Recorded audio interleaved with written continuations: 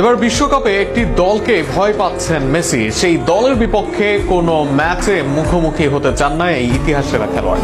তবে সেই দল ব্রাজিল নয়, পর্তুগাল, মরক্কোর মতো ফর্মের কোনো দলও নয়, কিংবা স্পেন, জার্মানির, ফ্রান্সও নয়, বরং মেসির ভয়ের কারণ মেক্সিকো। কিন্তু কেন? প্রশ্নের উত্তর ও মেসির বক্তব্য নিয়ে থাকছে প্রতিবেদন। আন্তর্জাতিক ফুটবলে অসংখ্য সাফল্যের মালিক লিওনেল মেসি। বিশ্ব শিরোপা জেতা এই অধিনায়ক এবার খোলাখুলিভাবে জানালেন, একটি নির্দিষ্ট দলের বিপক্ষে বড় আসরে শুরুতেই খেলতে চান না তিনি। সেই দলটি হলো মেক্সিকো জাতীয় ফুটবল দল।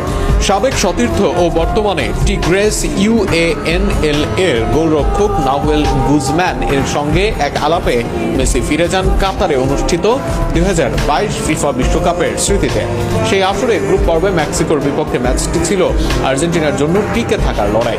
প্রথম ম্যাচে অপ্রত্যাশিত হারের পর আরেকটি পরাজয় মানেই বিদায় নিশ্চিত ছিল। সেই ভয়, চাপ ও অনিশ্চয়তা নিয়েই মাঠে নেমেছিলেন তারা।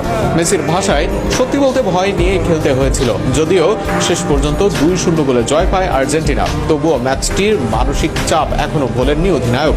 ইতিহাসে মুখোমুখি লড়াইয়ে এগিয়ে আর্জেন্টিনা, কিন্তু মেক্সিকোকে কখনোই সহজ প্রতিপক্ষ মনে করেন না তিনি।